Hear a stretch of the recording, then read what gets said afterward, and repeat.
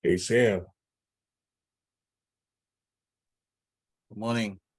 Hey. I can't believe it's late June already. I thought 2023 just started. Before you know it, you and I will be 100 years old. Well, in theory, if we make it to 2025, theoretically, we'll have the technology to extend life indefinitely. That's what I was told.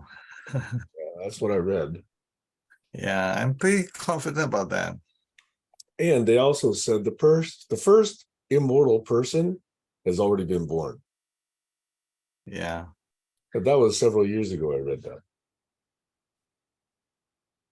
Barry, your camera is dark. I don't know what happened here. Well, I'm trying to hook up the webcam that you gave me, and at the moment it was connecting a minute ago, but then I put on a longer cable because it wouldn't reach, and now when I put on a longer cable extension, it's not recognizing the webcam. I'm gonna have to figure out what I did wrong here. Room also. So what? You're also in a different room, it seems. No, the thing is that because orientation. Complicated story. I moved monitors around. So the monitor that had the webcam on it is now over there. So in the meantime, I had an eyesight here, which is really old eyesight camera on this monitor. And I was going to hook up the new camera. This one to this monitor so I could face the monitor where you guys are. You can try again. Take And your I ended up time. working, except the cord wasn't long enough. So I went and got an extension. Yeah, extension is a mess up. Yeah, the extension. I plugged it into the extension. It suddenly didn't recognize the webcam. I don't know if I should restart Zoom or what I have to restart to get it to recognize it. Yeah, you should try it. Try what happened. It's okay. We'll wait for you. We're not going anywhere. We can talk about some other things. Well, I could try plugging it into a different USB port. Usually the power of the USB cable is the one that the longer it's only designed for 25 feet. Anything longer than that is. Well, I mean, the extension is like 6 feet. The trouble, the attenuation of the power cord, the cord may be taking it, whatever. Well, see, if I unplug the extension and I plug the webcam you gave me back in directly, and then I go back to Zoom video and I say, NJ, give me, choose video settings, choose the video camera. right.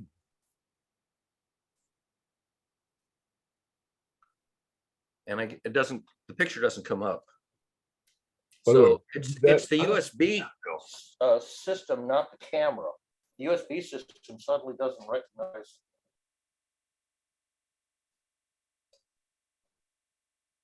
I'm gonna try a few more. Let's see what I'm doing here.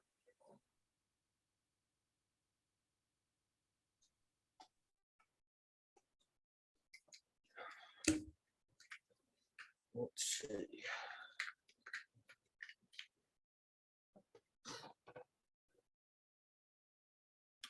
Let me go to, well, let me go back to the eyesight.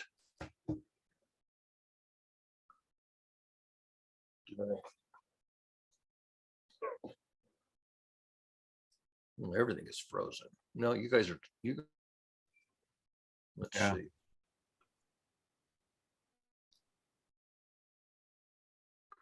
I'm going to go to control system preferences. No, not system preference. Well, maybe system preferences. Let's see.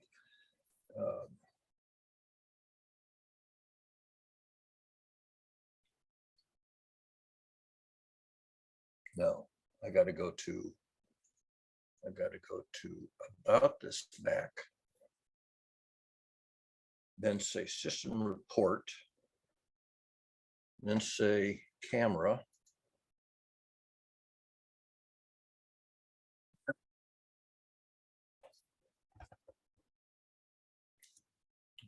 Try USB webcam. Okay, I'm back. Camera. Good. Barry still fiddling? Yeah. See, here's the odd thing. Okay, let me turn the camera back to the eyesight a second. At least you got a lot of toys that Sam is sending you. Yeah, really. I'll tell you about them in a minute. Let's see.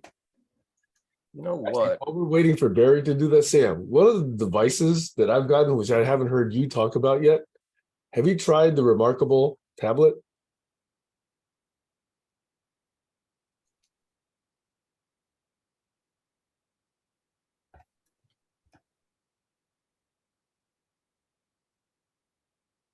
Probably not. Oh, it is plugged in. Hey, Sam, Let's see that one. Yeah. question. Have you tried the Remarkable tablet? Have you seen that? No, and I've not. What is it about? It is very thin, black and white, purely meant for handwriting. So, Oh, okay. I saw that. Yeah. yeah. I tried some of the technology. I would say about 10 years ago, Sony made one that's really, really tempted. It's about $3,000, very paper thin, and it's black and white and had 256 shades of gray. I love it. I was almost ready to buy it, but then I look at it, it's like, nah, I don't think I'm going to use it. Well, we talked about, Momenta and other pen computing devices last time.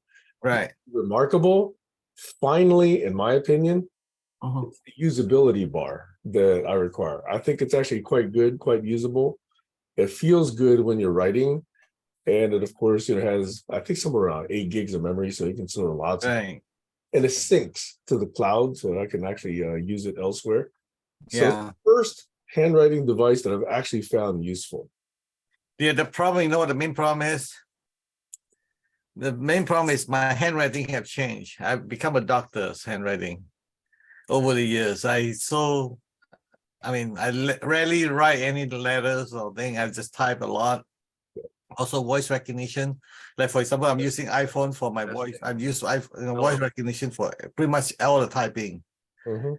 And last Friday, I was tempted, like, okay, I'm ready to switch over to speak into my email response. So writing is antique, and technology for me is no longer useful for me anymore. So it's Testing. You still write notes for yourself, though, right? rarely, as I say, this is what I do. The way I figure is that if it's important enough, then my brain will allocate a cache memory location to keep that cache going. Otherwise, it's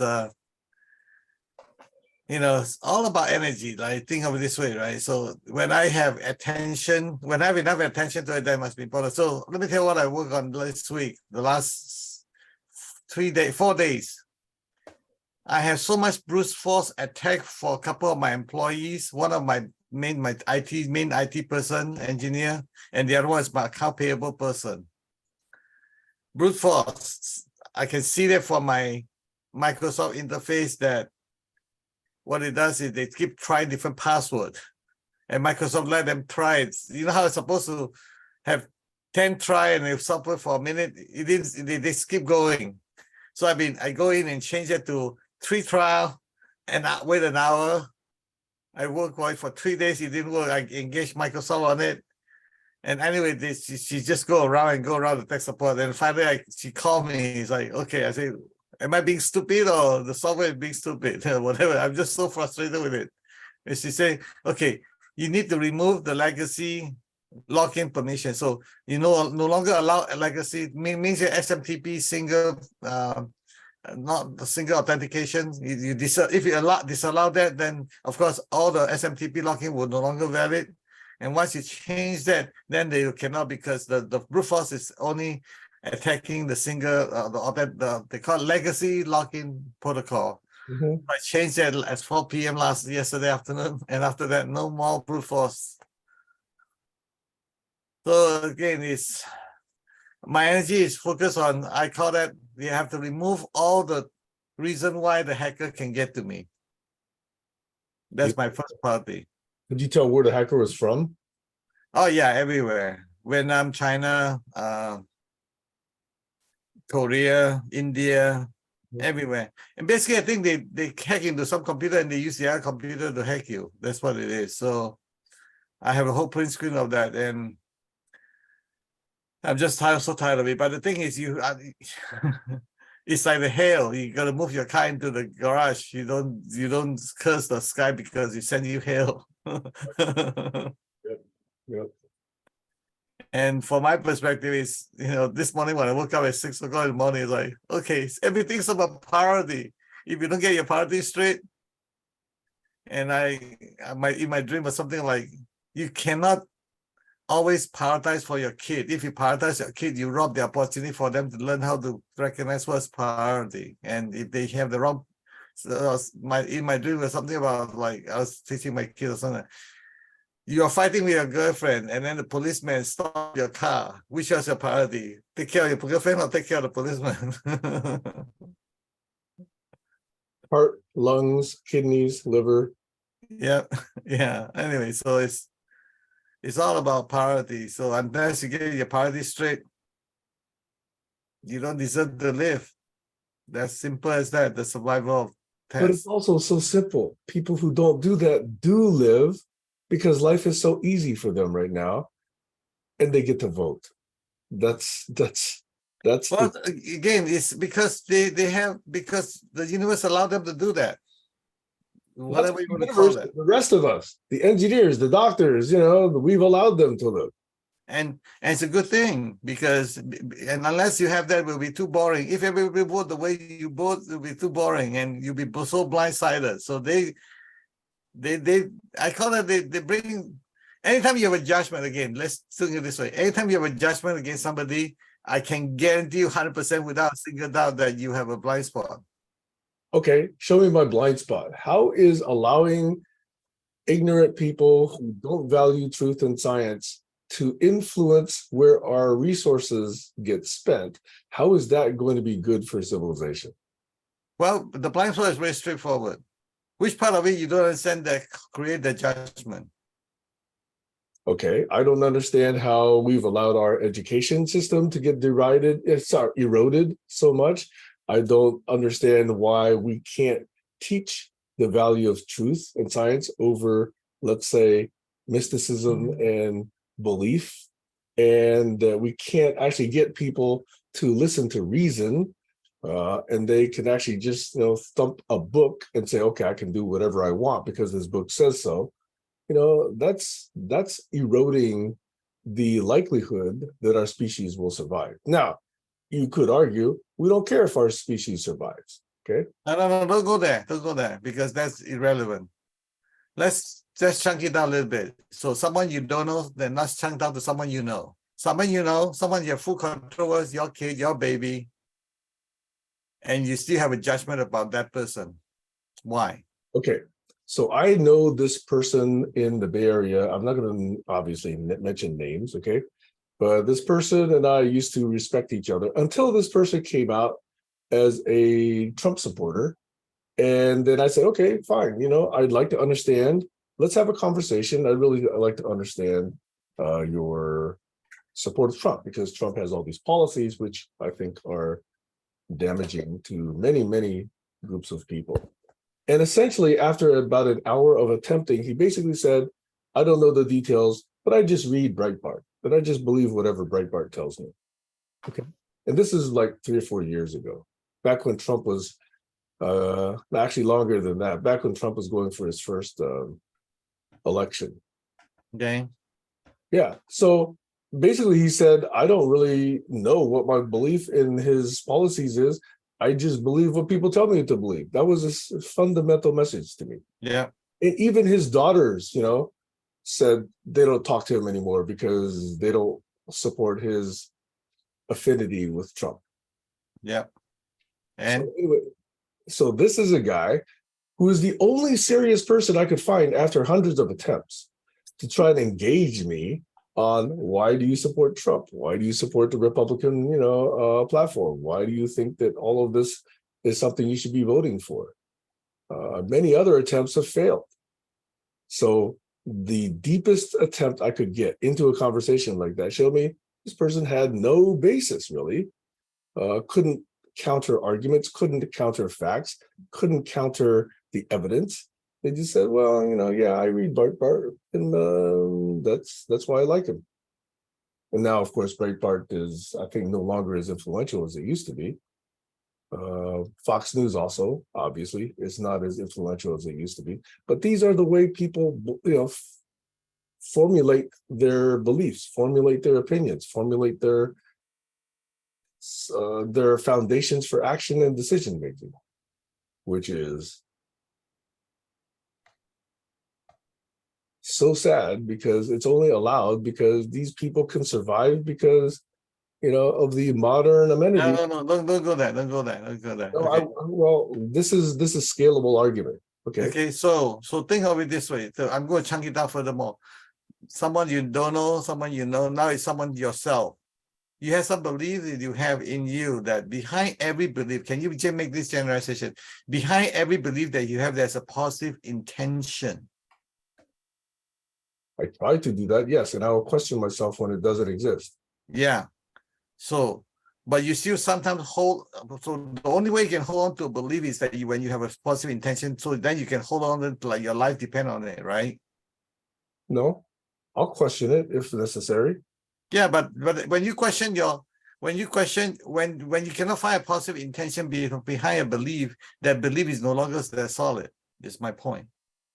No, I don't think it's the intention. It's the foundational truth of it. Well, intention, foundation, what's the difference? There is a difference. Tell me. Intention is the human aspect of it, whereas the truth aspect is more objective. It's less subjective. Give me one belief that you have to put in that category. Which? The category that you question the intention and that you cannot find a positive intention behind it. Somebody else's or my own? Or it have to be your own, because remember we chunk it My down. own, I won't, right? If it's my own, that's my blind spot. I won't be able to identify a belief that is not, in my opinion, founded on some kind of positive intent. That's my point. I just told you that. If you go back and listen to my recording, you will find out that. But that's why conversation is important, right? You can't see. Yes, conversation is important. I said that, I'm saying to you, behind every, belief that you have, there's a positive intention behind it. And I say to you, so every belief that you have, maybe people disagree, maybe people agree with it, it's irrelevant. The most important thing is that behind every decision that you have made, belief that you have, it must have a positive intention behind it. Otherwise, it's not sustainable. Okay, so I get that. So you're okay.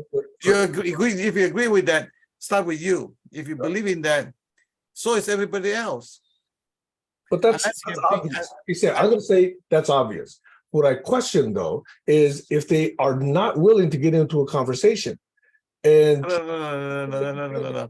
You have to give them enough time, just like me and you. It takes us 10 minutes to figure it out that behind every decision that you make, there's a positive intention behind that. Okay, so you have to take the time. You have to have the patience. You have to have the compassion, empathy, whatever the hell you need to have, so that they will tell you their intention is. Maybe whatever it is. I mean, there's a positive intention behind where Trump put all the boxes in the bathroom, right?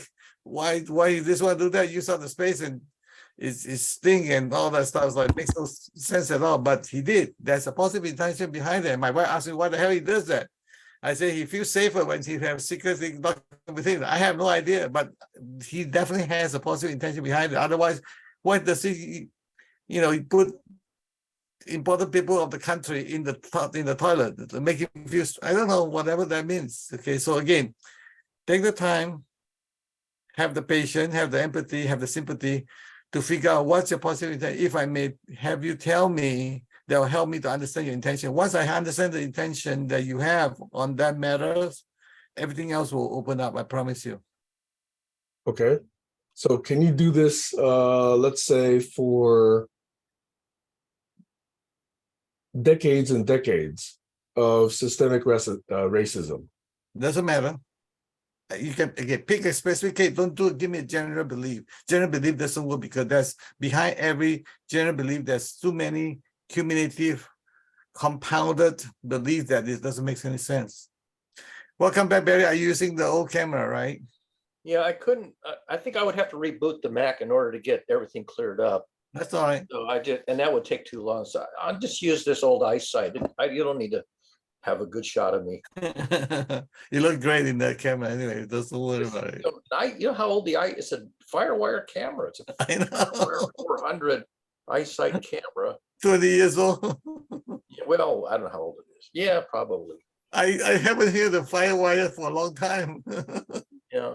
This one is at least looking at you straight on, whereas mostly we're looking at your left side, other. Well, the thing is I what I did is I moved the display to the same monitor as the camera's on, because normally I put you guys on the left monitor, where I used to have the ACES built in. It's complicated. It's too I don't need to explain. It's too damn complicated. Hi, Josh. I will tell you a funny story though. Okay, We'll pick up another time on that discussion, Sam. That's Okay. not the right. Okay. So, over the years, people give me old gear. So here's a Dell Latitude D630 laptop that Wow. somebody gave me a long time ago.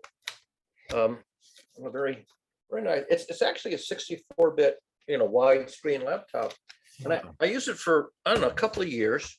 Then the video crapped out on it, and it has a built-in NVIDIA graphics adapter on the motherboard.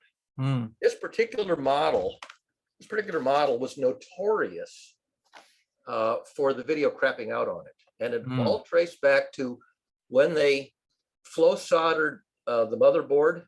The bonding for the NVIDIA graphics adapter in the motherboard was erratic, and it would overheat and it would break the connections. Wow. And then you'd get just gibberish on the monitor.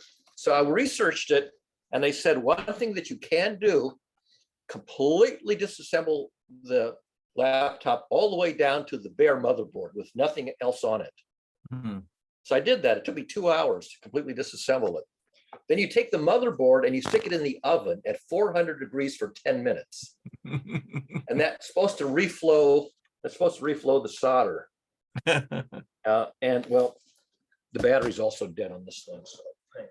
Well, I'm I was not. thinking about you put an ice But pack on anyhow, top so of then I it. reassembled it and it works. Oh, beautiful. That's So nice. it did a complete, complete tear down. Yeah. Baked the motherboard for 10 minutes in the oven, completely reassembled. It was like a half a day operation, and it worked. It reflowed the bad solder job on the graphics adapter, and that's working. Except that I have to replace the battery's dead on it. Yeah. Gotta get a new battery, and You also don't need a battery. You don't need a battery, Barry. All you do is leave the AC adapter plug in. yeah. Well, I do that, except that then what happens is that the little red light flashes at me forever, complaining that the battery's dead. There's a little red light on the battery indicator that starts flashing when you're. Yeah, you can just totally remove the battery. You don't need a battery in place. Well, actually, I went ahead and ordered one. Okay. Probably you can get it from eBay. Well, 15 or 20 yeah, it might have been eBay. Or just put a tape over the blinking light, Barry. So let's see. Electrician's tape over the blinking light. Okay, got it. That's nice. It came up. Yeah, beautiful. There's a camera built in. Yeah, it's got a camera in it. Nice. Put Linux on it, Barry. It's got Linux. It's got what have I got on it? I think I have Peppermint Linux on it. I don't know what peppermint Linux is. I know what This mint another is. I don't know what This is another peppermint. species of Linux. Oh yeah, complain because I unplugged it, so now I've got to. I think I also have to fix the other little battery in it. It's so wonderful that you're giving me ideas. What do I do when I retire? How's that? Hey, you know what's really lucrative? I found out, especially What? since I've been into my speakers and music lately. People who refurbish old speakers and refoam old speakers. Man, do people pay a lot of money for that stuff? Or Yeah. recap their old amplifiers and preamps and whatever. There's a lot of money in high-end audio, and people pay for that. See Nice. that little red light flashing? That's the Batteries. battery indicator. It says, yeah, your battery is dead, which of course, it's been dead a long time. So Barry, Yeah. if Yeah. you learn to refoam speakers and to recap amps, you can make quite a lucrative income, because people will search the entire country for good people who can do that with high-end audio equipment.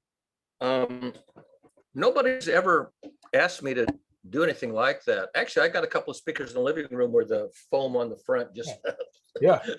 But they don't know that would be your skill set. If somebody knew that was your skill set, and somebody could say, oh yeah, he did a good job with my speakers, man, you'll get dozens of inquiries right away. I'm guaranteed. You got to find the right foam, then you got to cut it to the right rectangular shape. Those kits are available. Blow it on. And I figured, what the hell? I'll just let the foam, Iterate. just let it go, and because the speaker's over in first of all, they're on an old multi-function AM/FM phonograph tape player that I don't use anyway. But yeah, I mean, you could do that. It's just, that's a pain in the tuchus to got to find just the right kind of foam with the right thickness, and then you got to cut it so it's nice and correct shape. But yeah, I get that. Oh, that's a nice, what is that? That's a Microsoft speaker. Oh, it's a speaker. Okay. Yeah. I still haven't hooked up your surround sound speakers downstairs. Yeah, that's a good one. Yeah. See, I bought several of them. I was thinking about Microsoft stop supporting this guy, Harman Kardon speaker. They're great quality. You go through Bluetooth, and also you can think of it like a smart speaker. Yeah. Okay. So you can say high container and all that stuff. So but Microsoft stopped supporting it. But it's a great speaker. So I was thinking about just hardwire the damn thing, put a DIN connector and then make it as a regular speaker. What I also have just temporarily is I have a PolySync 40 speakerphone that you use for Zoom meetings in a huddle. Right. And there are two. Our club bought one, and another club at the same community center also bought one. And they decided not to use theirs for complicated reasons. So he loaned me the second one, the second identical model. And you can gang these. They have a Bluetooth pairing. Yep. So you can gang two of them in tandem for a bigger room. Yep. And so the next time we have our meeting, which I think is next Thursday, I'm going to try ganging it. I could actually plug it in here, and then I would have a little phased array of 3 mic. Yeah. Array. But I didn't, because right now I'm just using the bookshelf speakers and this microphone here. But I could plug that in. It goes, it's a USB, and then I would have a phased array. If I moved around the room, it wouldn't pick up the fan in the window. It would block that. Although where this one is, it's kind of blocking it anyway. So. But I'm pretty proud of the fact that I completely tore down that motherboard all the way to the bare motherboard and baked it. I'm pretty happy that I did that. I mean, it's not cost effective because the battery is bad. There's a dead key on the keyboard. And was there another issue? I think those are the 2 issues. Well, whatever issue it is, you can handle. And the other issue is it's got 3 gigs of RAM in it. Oh. And it can be boosted up. It can be boosted up to 8. So it had Windows 7 on it, but it was a 32-bit version of Windows. So I upgraded it to the 32-bit version of Windows 10.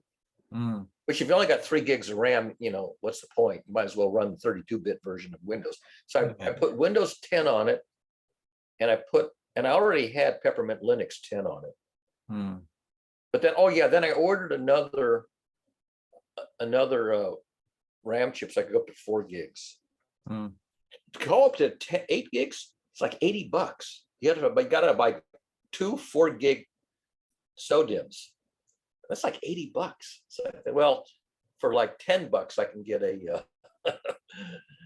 I can go to 4 gigs. So. which is good enough for what I use it for. Anyway, I'm boring you to tears with all this geeky fix-it stuff.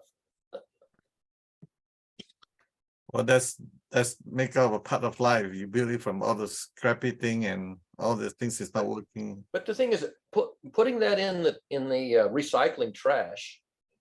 I mean, it is a Latitude D630. It's not a new machine, but it's a 64-bit machine. And you know, you always like to have a spare machine around. Yeah. Or several. Even if you're spending, you know, $50 for battery and keyboard and I don't get why you need a battery, because unless you use it in a portable mode, AC adapter would suffice. yeah, the thing is that I figured, what the hell? I mean, oh, look, you got a cat. It smells good, just shampoo it. Yeah, this is the smaller. It used to be my 16-pound big cat, but now I've got a 23-pound big cat. Is that a tatami? No, this one is Lucifer. A Lucifer. Oh. Yeah, the 23-pounder is Tatami. Yeah, Lucifer's 14 and a half. And I got to take care of his kidneys regularly now. But Tatami's Tatami's the one that brought back a mouse and a rabbit. And that was just like a couple hours of hunting. He probably does a lot more when he's out on his own for longer stretches. Here's another refurbished job. This is a Dell Mini. Wow. 10, and I refurbished this one. Actually, there's nothing wrong with this one. It's just that I upgraded it from, I think, XP to Windows 7, and then also put Linux Ubuntu on it, the 2016 version. So because this has only got 1 gig of RAM in it. Yeah, it's very slow. Yeah, I was gonna say. But you know, the guy says, you know, do something with this. Just make sure you take like my son's junk off of it. So where's the so I just went on a jag here of refurbishing all these old laptops while I was at it. Once you refurbish one, then you sort of get in the hang of it, and then you start upgrading all the other ones that are similar vintage, just to have them, you know, available in case you have an emergency or something. Yeah, sounds good. So, plus, yeah, it's a thrill, you know, it's like if you're studying medicine, you practice on cadavers. Yeah. Because you don't want to practice medicine on a live person. Yeah. So these are basically cadavers. And I'm, you know, learning to be a doctor, you know, a technology doctor on cadavers. And if I fail, it's already a cadaver, it's already dead. Yeah. More often than not, I'll bring them back to life. And it's the Frankenstein thrill. It's alive, you know, it's alive. You bring the cadaver back to life. Believe it or not, but that's the only way you can become a master. Bringing dead systems back to life, or bringing dysfunctional systems back to functionality. I mean, it's one thing to bring a modestly dysfunctional system back to functionality, but bring a totally dead system back to life, where you have to really, you know, go into the brain surgery on it. You know, you want to know what the Chinese saying? That's the Chinese saying about that. What's that? You bring the salted fish back to life. You bring the salted fish back to life. Well, if you eat it, it comes to life in your own body, right? If you think you can handle salted fish and bring it to life, you're good. Yeah. But, you know, I mean, even as a kid, I would go down the basement and restore, you know, just stuff, toasters and lamps and window shades and bicycles and, you know, lawnmowers and pinball machines. I just got a thrill out of bringing things back to life. And the way that you do this thing is the way you do everything else, including conversation with people that's stubborn. Right. This thing, the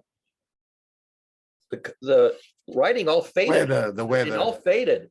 And what I did is I completely took it apart and I cleaned the contacts on the connector, and it came back to life. Yeah, wow, nice. And you can see, I don't know if you can see, there's a little symbol where my finger is. That Yeah. means it's picking up WWV, Okay. the time radio, the From national Euro Tennessee. standards. From And so Tennessee. this every night it can Synchronize. correct the time. And so I checked it against an internet time, and bing, on the minute, they both shoot at the same time. So Right. I it see also that has you the need outside a temperature. Barry, you need a meter that detects how much oxygen is used up and how much carbon dioxide in your room and how much pollutant is in your room. Well, it's true that I have a lot of gear in this little room, which is the spare bedroom, not the spare bedroom. It's I guess you'd call this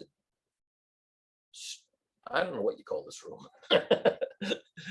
Ended up being the computer room, and it's got a little bed over here. There's all that junk on it. But yeah, I mean, let me count them. So a Macintosh G5, a G3, a gigabyte motherboard, the Mac Pro, 2 Mac Minis, and then over there, three 1990s vintage Intel machines. And then over here, this little Dell Mini, and then on the floor, 3 more Dell laptops, Dell Latitude laptops. I mean, there's and then even in the closet, there's another old machine from the 1980s in the closet. So this room is qualified to be labeled as man cave. Man cave, yeah, man cave. So, and you know, I've got an old Mac Mini running Lion. I've got a 2009 Mac Mini that's supposed to only run Lion, but I got it up to High Sierra with a hack. I could get up to Catalina, but it runs way too slow. I got 2 other Macs that topped out at Catalina that I got running Ventura. So it's just, it's kind of a thrill. This Mac Pro that runs El Capitan was supposed to top out at Lion. I can't get it beyond El Capitan though. That's good. So it's what they call it, immortality, right? That's the topic. Immortality. Well, yeah, I mean, these things will run on an old operating system up to a point. And then the issue is the browsers don't want to run on old operating systems. Yeah. You download Chromium or Opera or some browser will run on an older operating system. The original Mozilla. Yeah, basically. Netscape.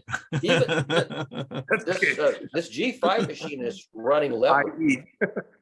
This G5 machine is running Leopard, and I installed something called something 10.4. I can't remember what it's called, but they actually made they hacked a browser that would run on a G5 running Leopard. Wow. And they only discontinued the updates of it like a year ago. There's just not enough market for it, but it still runs. It's called Fox 10.4 or 10.4 Fox or something like that. It's originally ran on a G4, but there's also a G5 version of it. Yeah, the problem I have with that is the security part of it. So I would not let anybody use it if they're using it to serve the web in the modern days. The reason I used it is because I was also running web servers here in the house. Okay. Conferencing web servers like Elg. I don't know if you ever heard of these, Elg and these other.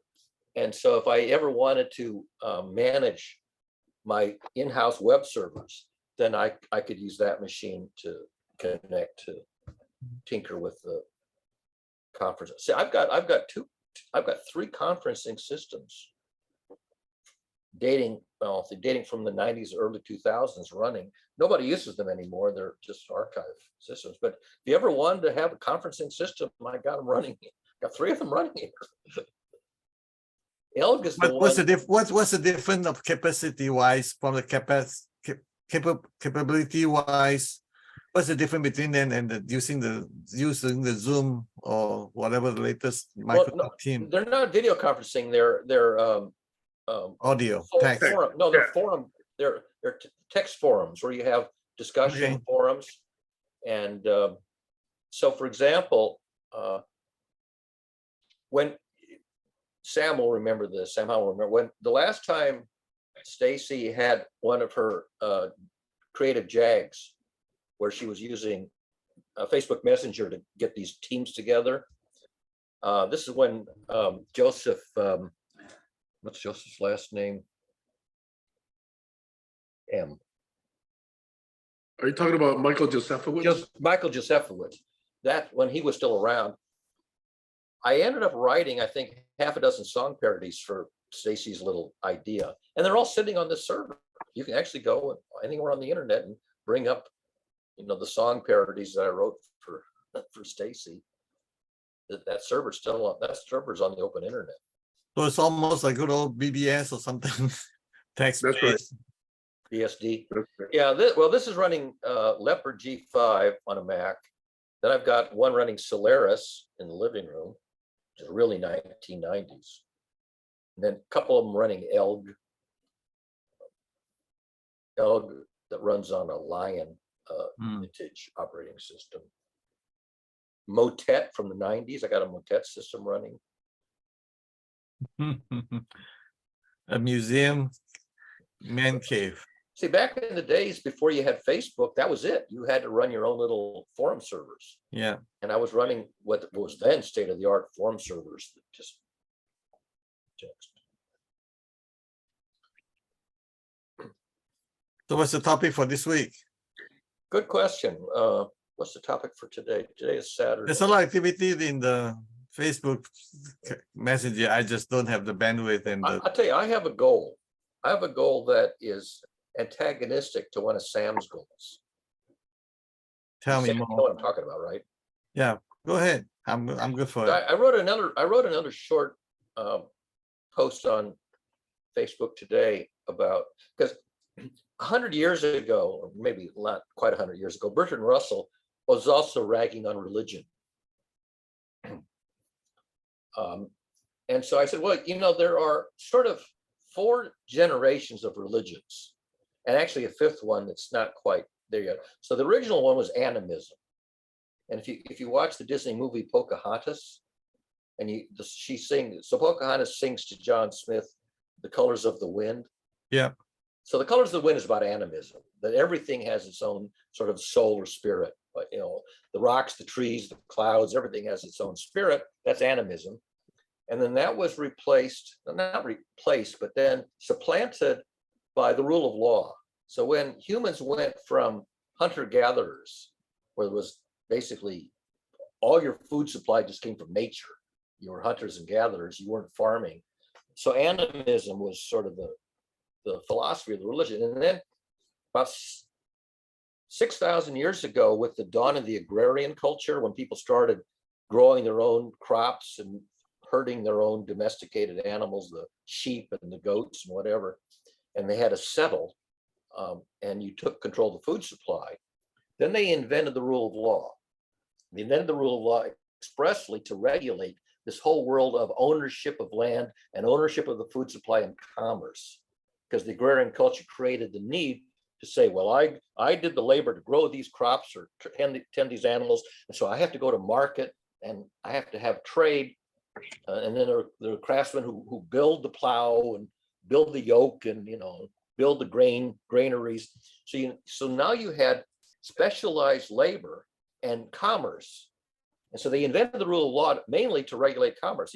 When we were kids, they used to say possession is 9/10 of the law. 90% of the law is all about ownership and commerce, and that was introduced about 6,000 years ago, and it became written about 5,000 years ago. It's like the Code of Hammurabi is the oldest surviving written version of the rule of law. And the rule of law was basically crime and punishment, because you had do's and don'ts, and the don'ts were the crimes.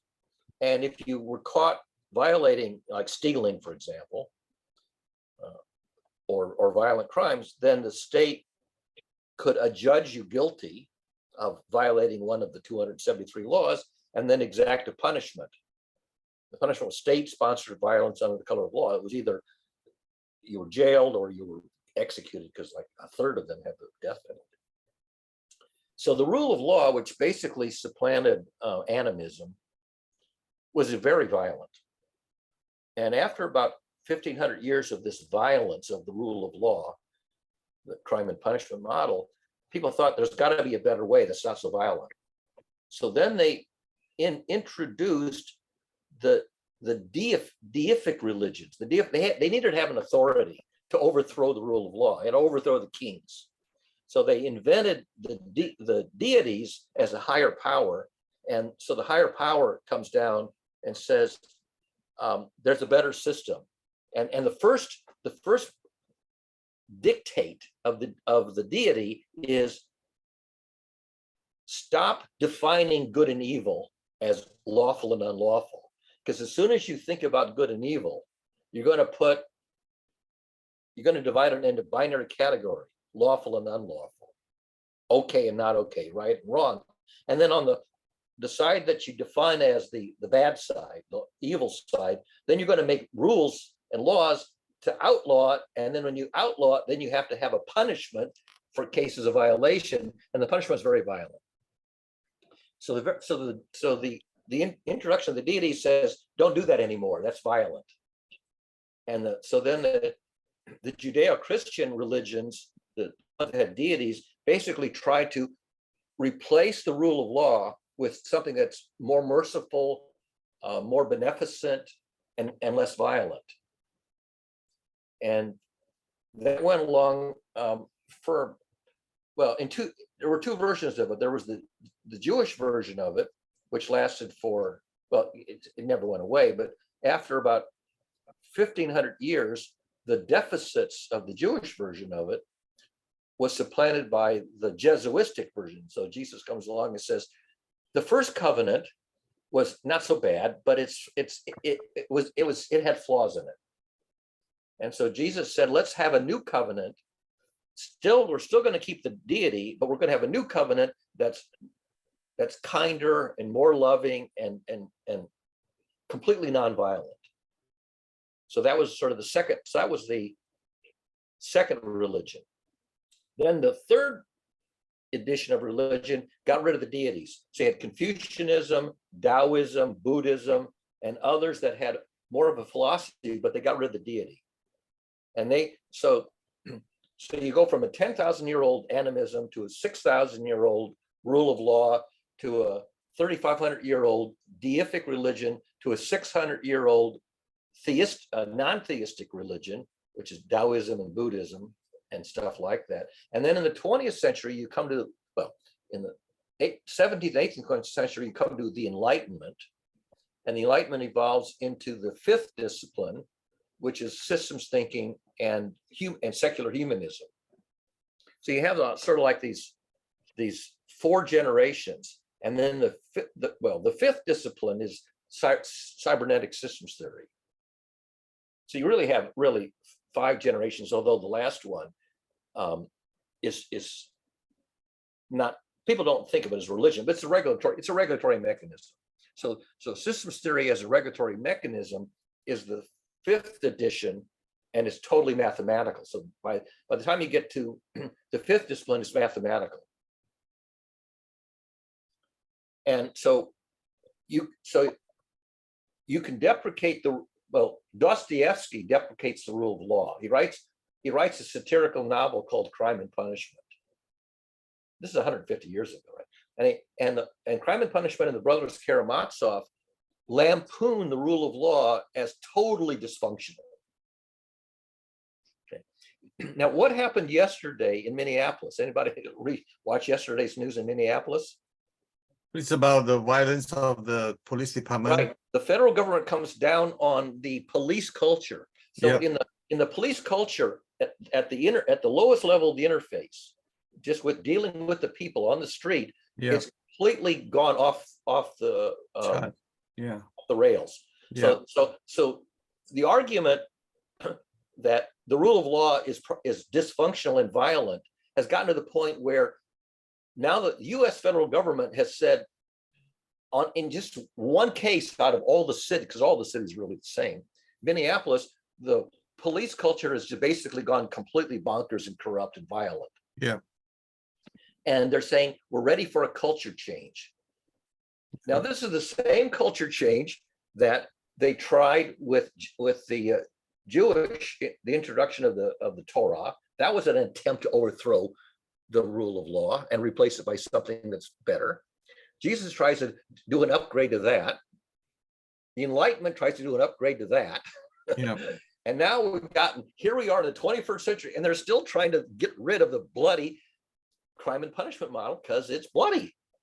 Yeah. And this time they're calling it now we're going to get to this maybe secular human. I don't know what they're going to call it. Mhm. But you got to get to a regulatory mechanism that's not so fucking violent and corrupt.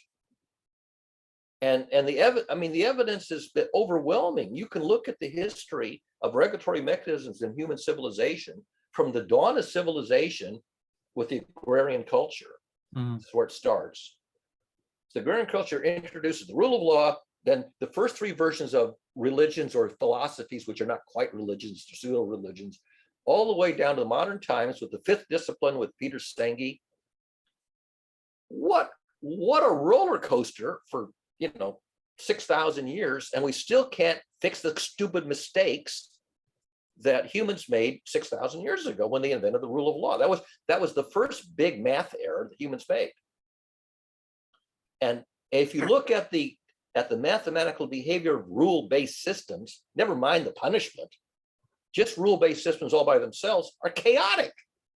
So law and order, cut me a break. It's rules and games and dramas. It's chaos. Go ahead, Sam. I did look into the James Gilligan speech about punishment. This doesn't work and all that good stuff. But the way I think about it is actually it's nothing to do with punishment. It's about what do you call that? It's called like make an example out of you that nobody should do that. So it's like think of it that you had the dual purpose. Not only the punishment is the second priority. The punishment actually is, So making an example is scapegoating. Yeah. And it's not scapegoating. It's sort of like if you kill somebody, right? Instead of me saying, oh, it's okay, you kill someone and don't worry about it. Let me help you to become so that you don't kill another person. And somebody else wants to kill somebody else, will go ahead and say, well, if I can get that kind of treatment, can now kill anybody I want to kill because I'm going to get that kind of treatment. Right. You don't want that to be in the society. And then the hack is get into power. If you get into power, then you can enforce the law and you can legally kill people.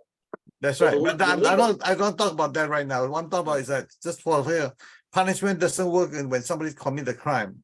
Yeah. I'm saying that it's not about punishment. It's all about making example out of you so that nobody else, to scare people so that they don't do that. Yeah, it's fear-based. It's terrorism. I wouldn't call that fear-based. I wouldn't call it something. How do you stop the rest of the billions of people killing people? How do you do that? I mean, if you can give me a better example than punishment and make the example out of you. That was the point. All of the original religions were an attempt to do just what you're calling for. Come up with a system of self-regulation where you don't end up electing to punish and kill people. Yeah. So the covenant of Moses was the first attempt to do that. The covenant of Jesus was the next attempt. Buddha comes along and tries a different, more enlightened way. Yeah. The Enlightenment comes along in the 17th century. Yeah. You have all these attempts to evolve human civilization to become less violent and more nurturing, right, and more educational. And so far, our species, our fucking ignorant species, is so stupid up here that it can't learn that after 6,000 years. Yeah, I agree. But the computers could learn it. So when they invented the protocols of the internet, you used to have ARP boards. You know what an ARP board is, Sam? An arbor? ARP, A-R-P, Address Resolution Protocol. You used to have ARP boards. Oh, yeah, okay. And the protocols would fight with each other, the first versions of them.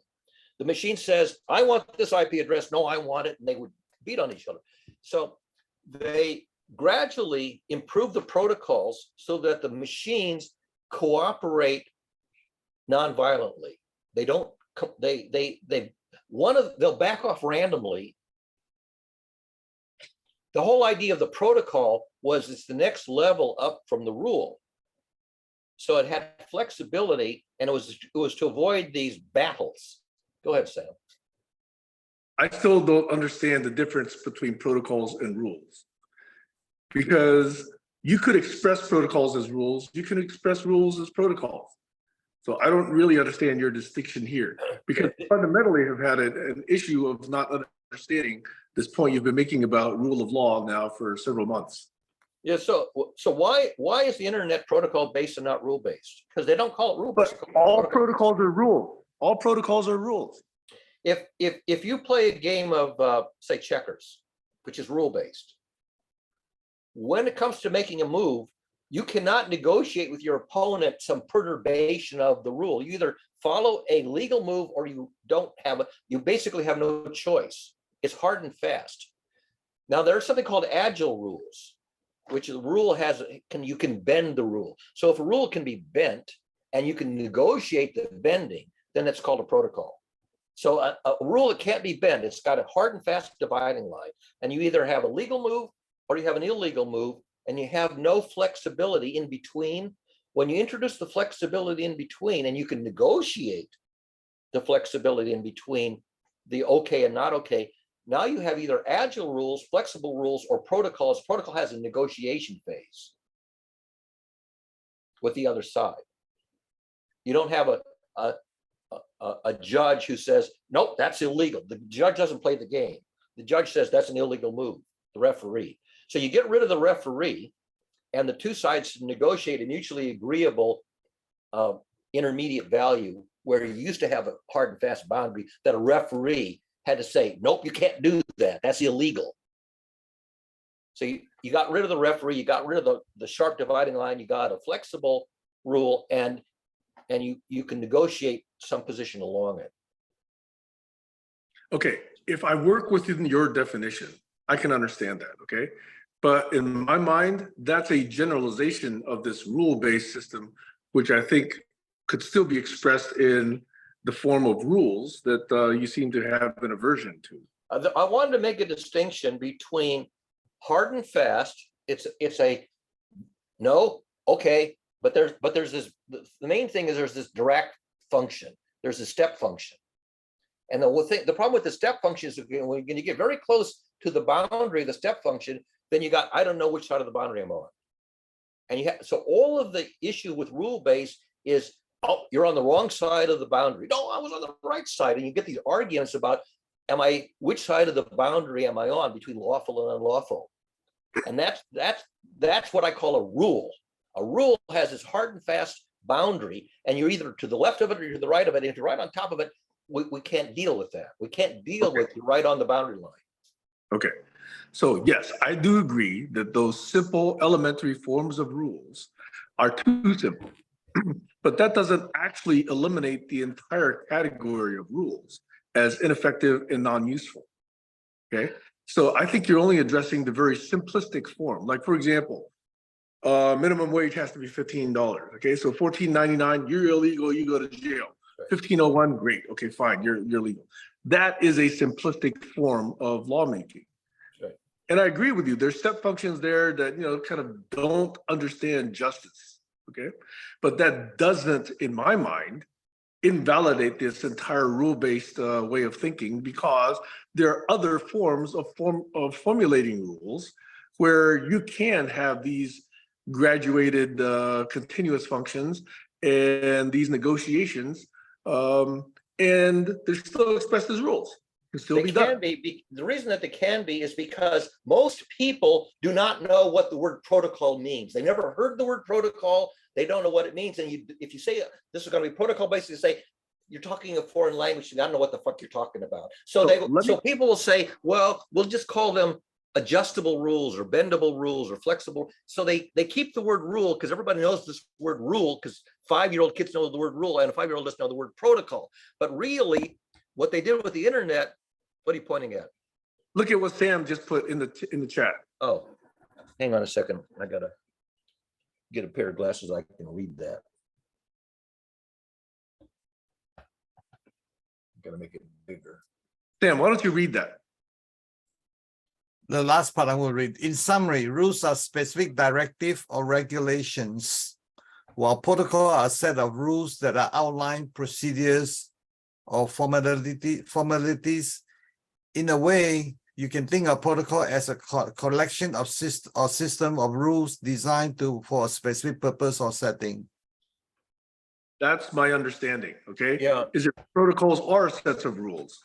Well, the point is that if you say rules, people have a concept of what a rule is from childhood. And a protocol is a better word to learn in the 21st century. And that's why they adopted the word protocol for the internet, because it departs in a very fundamental way, in a very functional way, departs from rules. And so what I want to do is stop using, just like you don't want to stop using the word God, I want to stop using the word rule when it's not a rule, when it's a protocol, because people don't understand that it's fundamentally an evolutionary improvement over checkers. Okay, that you don't, so the idea that you can have a negotiation process that deals with this, this boundary line, that's a really fundamental evolution over regulatory mechanisms. And I don't want to use a word that a 5-year-old thinks means I'm playing a hard and fast game. I don't want to use that word for something that's much more evolved and much more abstract and general and mathematical. Go ahead, Sam. Okay, so how about we make this agreement? And I'm kind of going along with you for now, okay? I'll stop using the word rule if you stop using the word God. I use the word God for what it meant to people who introduced the word in their culture.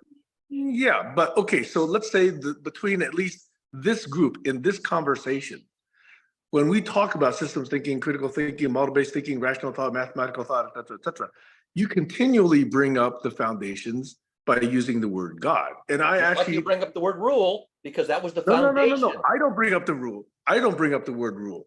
You bring up the word rule, okay? And so I'm saying I'm willing to abandon this word rule and use protocol in the sense that you intend, because protocol is a more evolved sense of rule. Right. But you seem to keep bringing up this word God, even though these other forms of critical thinking, mathematical thinking, analytical theology, blah, blah, blah, are more evolved ways of thinking. But for some reason that's curious to me, you keep referring to God. Yeah, I do. Yes. Because that is the advent of what's called a covenant. A covenant is agreement. We're trying to go beyond that now, Barry, right?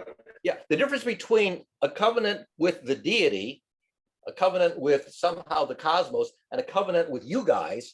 See, what we try to do, what our species try to do is to replace the rules, which is provided by some authority figure, by an imaginary authority figure that you're going to have a covenant with.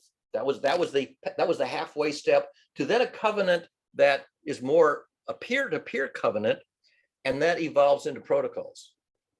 And so you have this gradual evolution, these little baby steps of going from the king is the authority figure, okay, and then we get rid of the king and we have some sort of imaginary omniscient authority figure who we're going to have a covenant with.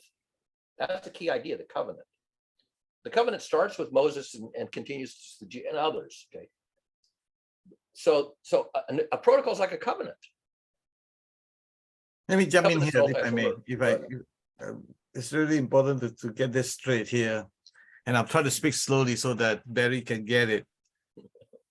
I think of rule as like don't do, like don't think of a color red. What Do's and happens when don'ts. I tell you not to think of a color red? Your brain is all full of red. Right. So when you rule, you say if you follow the rule, you will not have in trouble. But bullshit. You don't think of a color red, you will actually think of color red. It's a really oxymoron instruction here, right here, right? So rule of law, whereas the protocol is like, if you do it this way, you'll be fine. So if you do it this way, you'll be fine. Instead of don't think of color red, but just think red, green, just think green, you'll be fine. If you think green, so that'll be the best way I can think of it this way. So we need to graduate, so don't tell people, don't think of a bad thing not to do, but really think about the good thing to do. Yeah. So good, better, best. So in feedback control theory, you talk about best practices. That's right. So and protocol is a set of best practice. That's right. what the protocol is So all when about. I was doing engineering at Bell Labs, I was aiming at ethical best practices. That's right. Now, that's the highest you can achieve with your capabilities and your technology and your information processing faculties and so on. Ethical best practice, the highest you can get to today. Okay. Now, there's also a floor below which you don't want to fall. Right. And so you put a floor, and there's a big gap between ethical best practices and the floor. And if you fall below the floor, you basically got to go out, you got to take it out of service. Right. Okay. So the floor is the minimum functional standard that you can still live with. Right. Below which you simply throw it away. Right.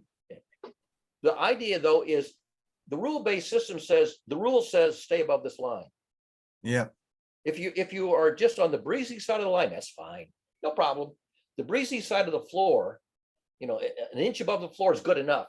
And under the rule of law, people tend to sink as low as they can go to benefit themselves at the expense of everybody else, as long as they can stay a skosh above the floor.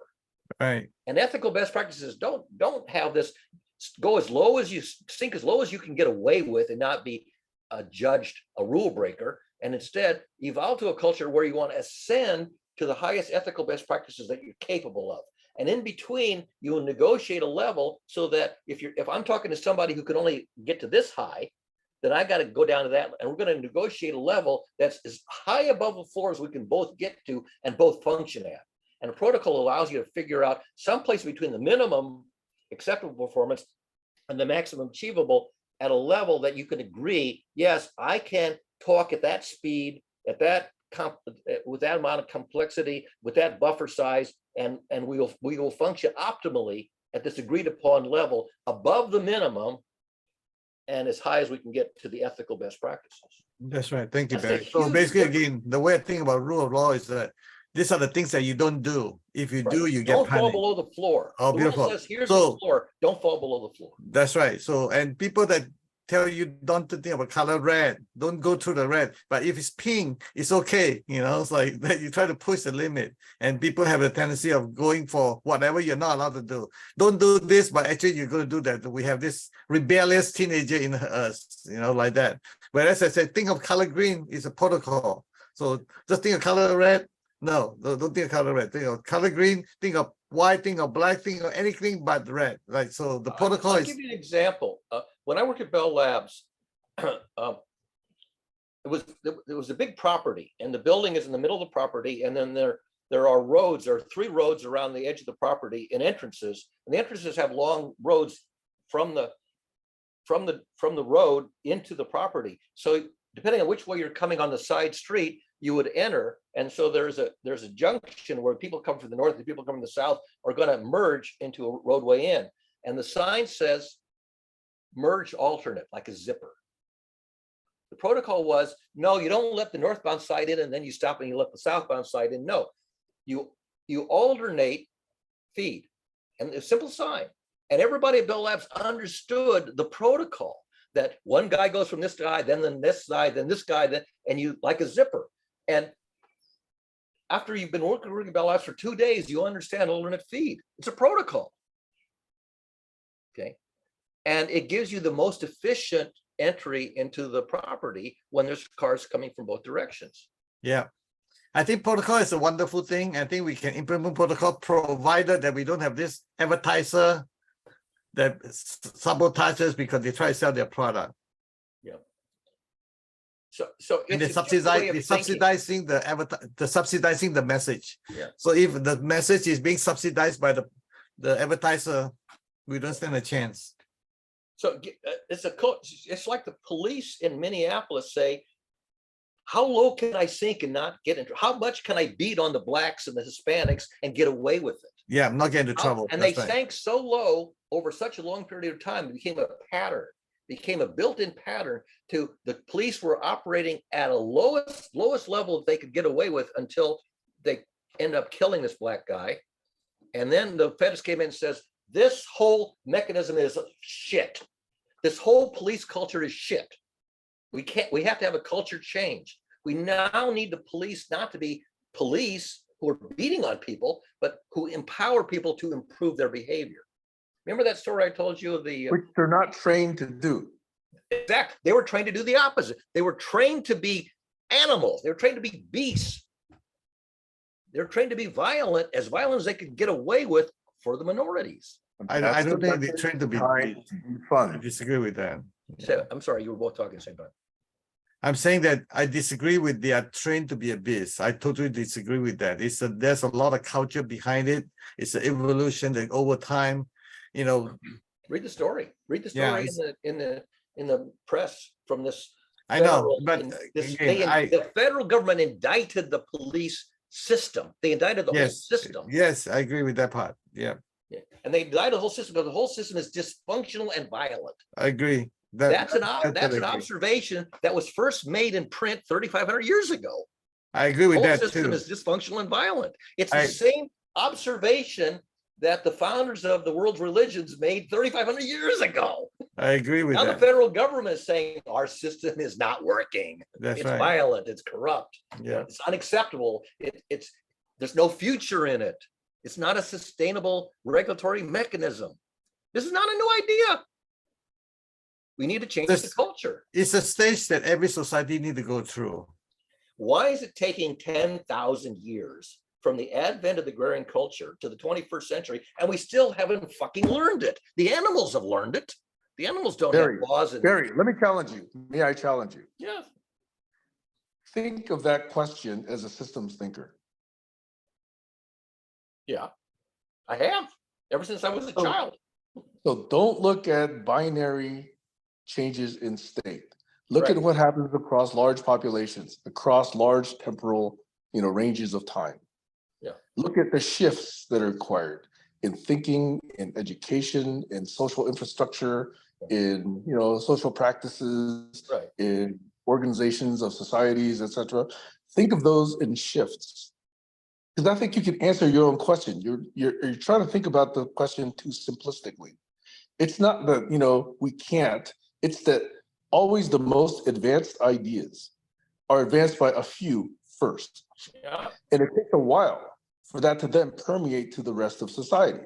And yes, sometimes it takes many generations.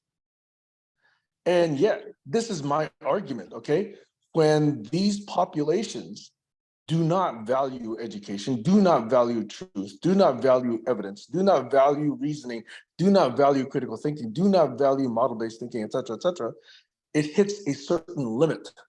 Yep. Because the acceptance of truth and more sophisticated thinking and sophisticated models stops when the great influence in society are people who do not value truth, who do not value science, who do not value reason.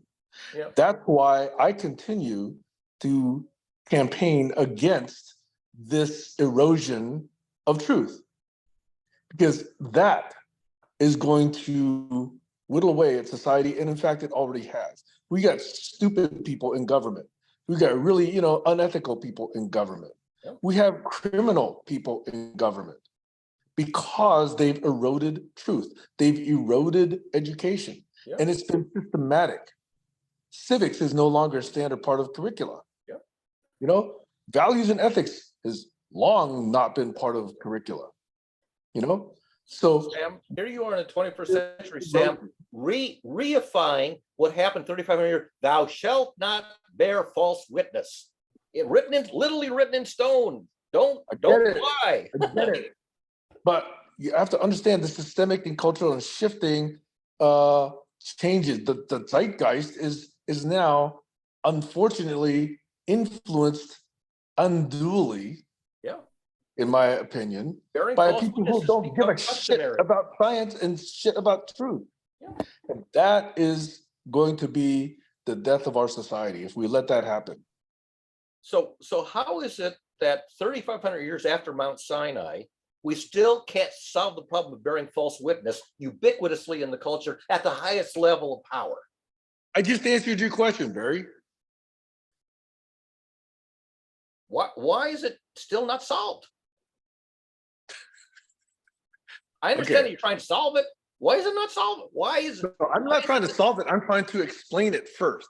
Because if you understand the dynamics, the evidence, the data, then you have a shot at solving it.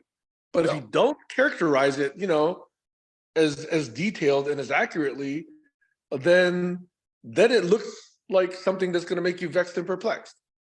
Well, so go back to the fundamental theorem of feedback control theory. The fundamental theorem of feedback control theory says, in order to regulate a system, you have to measure the true state of the system timely and report the true state of the system to the controller so it knows which way to steer. Yeah, valid feedback. Right. Now, the notion that bearing accurate witness to the state of the system, if you're going to regulate it, is a fundamental theorem of 20th century feedback control theory. The same observation has been around for 3,500 years. Barry, come on. Okay, you said that so many times, but you're not accepting the fact that it takes evolution of society to understand what 3,500 years ago one person understood. Well, probably more So than one. it's actually progress that now we have more people who understand, hundreds, if not thousands, if not tens of thousands, okay? But it's not everyone. I agree with you on that. It's not the police in Minneapolis. They're lying. They write false reports. You got Trump false lying. Barry, you can always point to contra evidence, okay? But At it's the not highest level. understanding what I'm trying to say. There's always going to be evidence that you are correct. But you're not listening to the evidence that you might actually be too biased in your statement of the situation. In other words, you're not recognizing In that which we have, direction am I biased? you are biased by saying nobody understands this. And we've already said this. No, 500 I years didn't. ago. Nobody adopts the practice. No, look at Not this way. bearing false witness. Look at this perspective. The biggest event that we have recently is 9/11. Yeah. What changed? I changed on. Well, I'll give you my perspective on that. And Sam's going to hate this perspective. Don't project. Well, I'm predicting. You guys are funny. I'm predicting you're not going to like this. The Twin Towers and the Pentagon. To use an old-fashioned metaphor, the Twin Towers are the twin temples of Mammon and Chronos, time and money. Come on, Barry. Yeah, see, I told you. I told you he's going to object. Yeah. So you have the temple of Mammon, twin temples of Mammon and Chronos, time and money, commerce, and you have the temple of Mars, the god of war. It's the Pentagon. So in the 21st century, another culture attacked the twin temples. This is what was the Twin Towers called? The international trade. What's it called? WTC, World Trade Center. World Trade Center. Okay, World Trade Center. The twin temples of Mammon and Chronos and the Temple of Mars were attacked and destroyed. Now, where else in history was the highest temple attacked and destroyed? The Temple of Solomon. Okay, two temples. So the sack of Rome. Library of Alexandria. Yep. So attacking the temples of the highest cultural value in the United States, the highest cultural value was capitalism, profit. Okay, you had the twin temples of Mammon and Chronos and the Temple of Mars. It's like Alaric the Goth goes into Rome, and what does he take down? He takes down the bank and the government buildings, and he leaves the churches alone. Alaric the Goth sacks Rome. So Rome got sacked 3 times. Takes down the banks, takes down the government buildings, and he leaves the houses of worship alone. Same story. When the Temple of Solomon was sacked, 9/11 becomes a meme. The date 9/11 is a date. It's a meme. In Judaism, it's called Tisha B'Av, the 9th day of the month of Av. What happened on the 9th of the month of Av? The Temple of Solomon was destroyed, and it happened 3 times on the same day of the year. So the Tisha B'Av, the 9th of Av, is 9/11 to the Jewish culture because their highest power building, the temple, was destroyed 3 times. United States, same story. Rome, same story. This is a pattern. This is the highest cultural value. The other side takes down the symbol of your highest value, the structure of your highest value. Thank you. That was perspective I did not have before now. I appreciate that. Yeah. Thank you. So I was half wrong in my So the question is, if this is a world event, this is a world event that affects everybody on earth that read news, whatever you want to call that. What shifted in terms of culture? What shifted in terms of what you guys were discussing? If there's any changes at all, would there be a change that would change? It became an oxymoron. The war on terror. We invented the war on. It's a war to end all wars. Remember the First World War? The war to end all We wars. have the fight for peace. Right, we have to fight for peace, right? So we invented this oxymoron called the war on terror. And government is a terroristic institution. Yeah. Okay. The kings, I am the state, said, what was it, King Louis or whatever? So you have the highest authority declares war on whatever he's got, So here we have the war on terror. I wrote a blog about the war on terror. It's satire on it. It's utterly, I should post it for her. I should even play it. It's just only 2 minutes long. The war on terror. If a major event like this didn't shift the culture to the better or the improve or towards a better side. It didn't. We didn't realize why world trade was a power thing that disadvantaged the disempowered. We rebuilt the World Trade Center. Okay. We rebuilt the Pentagon. And we didn't change the culture so that we lift up the people of the world who were downtrodden. We're still exploiting labor in China and elsewhere in Indonesia. So we take all of the skilled labor that you can get out of the US and go to the cheap labor elsewhere, and we're not sharing the wealth. And that is a crime against humanity, according to the people who were downtrodden. And they got a point to make.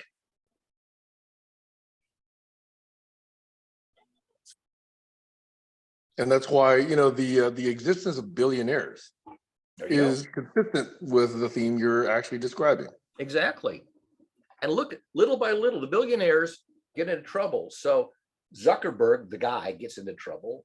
Elon Musk, the guy, gets into trouble. The billionaires, Bill Gates, before Melinda kind of brought him, into ethics, he was about as self-centered as they come. Okay. So Jobs also. Yeah, Steve. So it basically was Warren Buffett. Now here's a funny story. Warren Buffett is from Omaha, Berkshire Hathaway. That was he owned the stock in Berkshire Hathaway. It was restarted. He lived in Omaha, and his wife fell in love with a book written by Dorothy Kripke. Dorothy Kripke happened to be the wife of Rabbi Kripke, who was the rabbi of the synagogue that we were members of, that my parents were members of. Dorothy Kripke, and Sam is going to recoil, Dorothy Kripke wrote a series of books for children called Let's Talk About, and then a topic. And the one that Warren Buffett's wife fell in love with was a book by Dorothy Kripke called Let's Talk About God. So Warren Buffett's wife meets Dorothy Kripke because she loves these books for children, in particular, Let's Talk About God. So the Kripkes and the Buffetts become their neighbors. They live in the Happy Hollow section of Omaha, and they start playing bridge every week. Mainly because Warren Buffett's wife fell in love with the book by Rabbi Kripke's wife. They play bridge every week, and Dorothy Kripke inherits about $50,000 from a death in her family, on her side of the family. And so Warren Buffett says, why don't you take this inheritance of $50,000 and invest it in Berkshire Hathaway, and you can make some money. And Rabbi Kripke is reluctant to do that, and he holds off for like a year. Finally, he relents, and they take a goodly portion of the inheritance and they put it into Berkshire Hathaway, something like less than $50,000. It grows to $6 million over a period of a couple of decades. Dorothy Kripke dies of cancer pretty young. So Rabbi Kripke is a widower for more than half his life. He takes the $6 million because he doesn't need $6 million. And first he endows Creighton University with an interfaith study center. Now, Creighton University is a Catholic university. And the Kripke Center at Creighton University in Omaha is endowed and named after Kripke. And it's an interfaith study center for all the faiths, Islam and Christianity and Judaism, to learn to live together and not be at war with each other. He also endows a equal amount of money to the New York seminary where Rabbi and Dorothy Kripke met, because she was also a seminary student. So they met at the New York seminary, got married. So he takes the $6 million he gets from Warren Buffett, puts half of it into the New York seminary, half of it in Creighton University, and creates the Kripke Center. Meanwhile, his son, Saul Kripke, becomes a world-class analytic philosopher. And there's another Kripke Center at New York University for Saul Kripke, who just died about a year or so ago. So here you have Dorothy Kripke, a Jewish seminary student, writes a book, Let's Talk About God. Warren Buffett's wife loves this book. They meet the Kripkes. This is the whole story. And Rabbi Kripke is the one teacher who taught me how to reason about ethics. He is one of two teachers that I credit with teaching his students how to think. So when you say, let's not talk about God, I go, let me tell you a story about talking about God. Thank you, Sam, for having the empathy and the sympathy, and to listen to the positive intention behind every judgment that you have. I salute you for that. Thank you. And Warren Buffett, who gets ethics because he's playing bridge with Rabbi Kripke, who teaches ethics to people like me when I'm a teenager. Warren Buffett goes to Bill Gates and Steve Jobs and says, hey, you guys, you entrepreneurs, let's talk about ethics. So it's Warren Buffett. You can find the video of the three of them, where Warren Buffett is trying to pull them into philanthropy. He pulls Gates and Jobs into philanthropy. Gates gets married to Melinda, whatever her last name is, and she makes the Gates Foundation. Jobs sort of gets a little bit of religion too. And it all stems from what happened in Omaha with Let's Talk About God. That's the root of this whole story. Thank you. How can you disrespect that? That's reality. It's history. It's powerful history over a period of, half a century. So let's review your goal that when I asked you, would we have an agenda today? How is it? Are we progressed a little bit today? Well, I wanted to reach a détente with Sam so that we're not at loggerheads over vocabulary terms and the utility of reasoning from a kindergarten level of reasoning up through the stages of moral development to the highest level. And it turns out you've got to walk these stages. Yep. Montessori, there's like 6 levels in the Montessori model. There's something like a half a dozen levels in almost everything.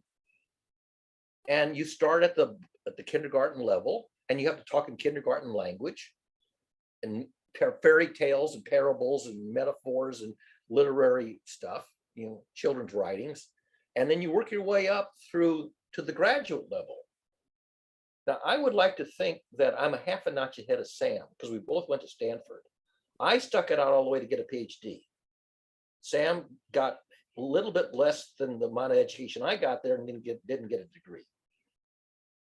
Now, that doesn't mean that I'm smarter than Sam, but it just means that I have more under my belt from Stanford than Sam got. And I got more credentials to prove that I got it, which is why I think that I'm not out of line to try to bring Sam and me to a common level. And you see where I come from. I come from the same cultural model that Saul Kripke, analytic philosopher, that my peers in Omaha with Rabbi Kripke teaching us how to reason about ethics. Warren Buffett, who managed to get Rabbi Kripke to invest $50,000 in Berkshire Hathaway, which then, and Warren Buffett says, he says, I'm an artist. Buffett says, call me an artist. He is the art of investing. But here he is, you know, in a very close relationship with the Kripkes. And by the way, there's another branch of Kripkes who do television. There's a whole series of shows on television from another Kripke family. They're related, cousins, I think, in Ohio. I'd have to look up the reference, but In the meantime, so you say 6 stages for the individual to go through this learning stages, right? Right. What about if you think of it that from a system thinking perspective, what is how many levels does what they call that, the world population stages need to go through that in order for most the people don't. population to learn? In the Kohlberg ladder, most people get to level 3, which is the rule of law. The rule of law is level 3. I think it's level 3. It's the simple version of rule of law. Because level 1, when you're a child, it's the parental authority. The parent is the authority, tells you what to do, and you follow. Because they're bigger than you. Yeah. And then, so you can look up the Kohlberg ladder. I've got it written up, but I don't remember the details. I'm kind of memorized. The level that I'm trying to promote is the social contract level, which is the covenant level, where you make an agreement in your community on how you propose to relate to each other, how you propose to treat each other. And it's not going to be rule-based, because the social contract isn't rule-based. It's a covenant. Social contract is an instance of a covenant. And then the highest level is what, like Gandhi got to the highest level. Maybe Martin Luther King got halfway there. Thich Nhat Hanh got to the highest level. 1 or 2 people, living people, get to the highest level. Where total sacrifice for the Socrates. You get to the highest level. In the beginnings of modern science is Galileo. Experimental science. Before that, you had theoretical science. Galileo pioneers experimental science. And he's martyred. I mean, they arrest him. The church arrested him for heresy. Darwin, experimental observational science. Who am I leaving out here? Freud, cognitive science. So the people who are the pioneers, they're vilified. Sometimes they're assassinated or arrested. Socrates was condemned to death for teaching the children, the children of Athens, how to think. He was voted to be executed under the rule of law. The citizens of Athens voted him out of office. So I relate, by the way, Socrates and Galileo were redheads. And there's this unproven theory that being a redhead varies in how deep your thinking is. Van Gogh was a redhead. And it has to do with a couple of biological factors. If you're a redhead, your body chemistry is such that you don't produce very much adrenaline. There's a correlate between not producing the dark pigment. There's like 5 or 6 things that are all produced with the same basic recipe. The dark pigment is the marker, but the same cell biology produces adrenaline and maybe a couple of other things I forget. If you have a lot of adrenaline in your system, you can be very active physically. I'm very sedentary. Now, if you go out in the sun, you burn, right? Yeah. So redheads tend to be sedentary and they sit at a desk and they spend all their time thinking, cerebral. So redheads tend to be cerebral, and therefore they tend to be among the first to make cerebral breakthroughs. Not necessarily the first, just among the first, because they spend more time sitting and thinking and meditating and researching than the average person who's got lots of energy, go out in the sun and not get burned up, and have lots of, can sprint, okay, and they can do outdoor things. So I don't think it's a coincidence that some of the most innovative thinkers, about half of them are redheads. Thank you.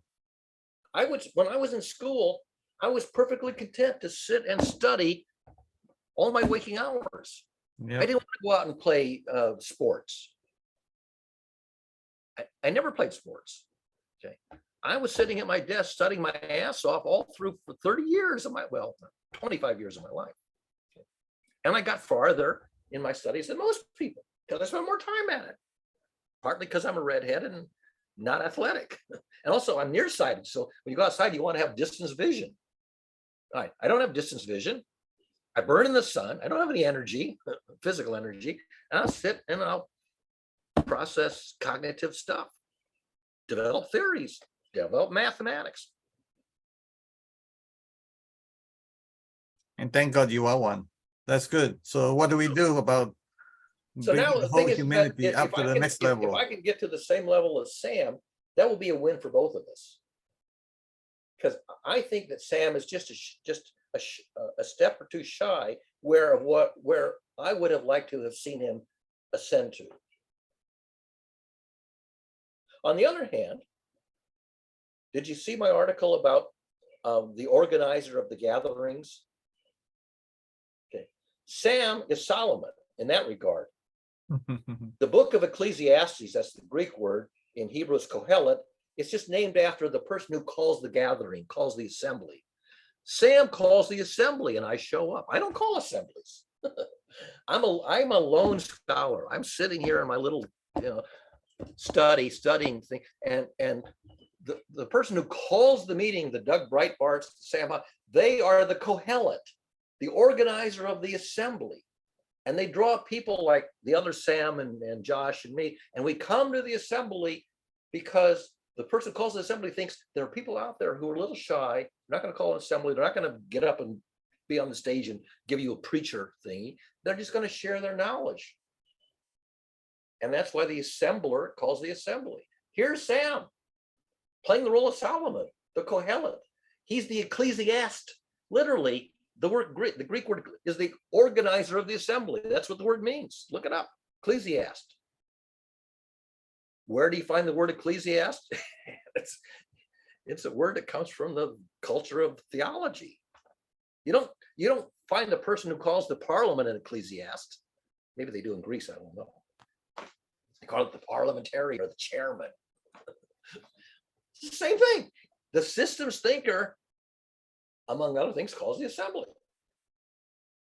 Here it is, twice a week, week after week, he calls the assembly.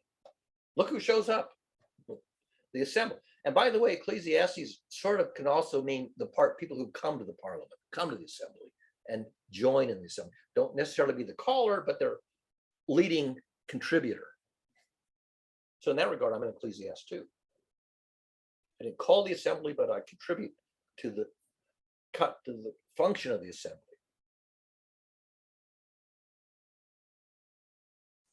Knowing what you know, seeing what you see, all the deep thinking you've done, what would be the most useful thing that we can trigger, or should we say create a trigger or plant the seed of what can be done? Yeah.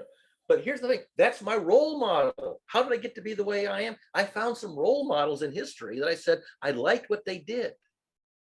And I can do some of what they did. I can do the Socratic method because Kripke did the Socratic method on me and my fellow students. He used it and I loved it. And I acquired the practice of the Socratic method because Rabbi Kripke employed the Socratic method. Has that happened around the world already many times and it's not working? There is a very small demographic who loves the Socratic method and uses it. There's a guy who has Socrates Cafe. I don't know if you've ever seen that. There's a guy who does something called Socrates Cafe, and he organizes, I think, once a month. And they're now on YouTube. They're now on Zoom and YouTube. And he basically has a small group of, I don't know, a few dozen people that go to Socrates Cafe. But if you look for people who are doing the Socratic method, it's a tiny demographic. They assemble and they discuss something with the Socratic. And by the way, this same idea goes back to the Kabbalah. The Kabbalah has exactly the same model. They've got a model called the 36, Lamed Vav. It's literally how you say 36 in Hebrew. The Lamed Vav is a notion that you have an assembly of 36 participants. And every participant has responsibility for asking one of 36 key questions when it's their turn. What are the key questions? Well, who, what, where, when, why, and how.